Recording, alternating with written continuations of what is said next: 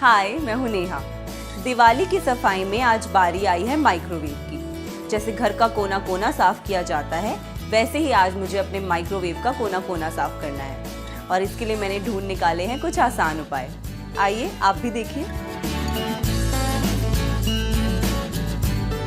पानी और liquid dishwash soap का मिक्सचर बनाकर एक स्प्रे बॉटल में डाल लें। इस मिक्स को माइक्रोवेव पे लगे दागों पर स्प्रे करें। अब एक गीले कपड़े से साफ कर लें और सूखने दें।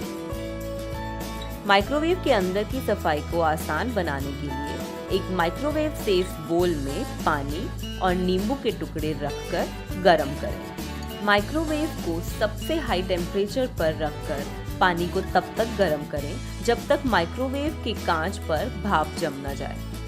माइक्रोवेव बंद करके इस बोल को 15 मिनट के लिए अंदर ही रहने दें। फिर इसे बाहर निकालकर माइक्रोवेव को आसानी से अंदर से साफ कर लें। कुछ कॉफी या वनीला बीन्स को इसमें गरम करें। इससे माइक्रोवेव तरोताजा हो जाएगा। और ऐसे आप भी अपने माइक्रोवेव को बना सकते हैं बिल्कुल नए जैसा।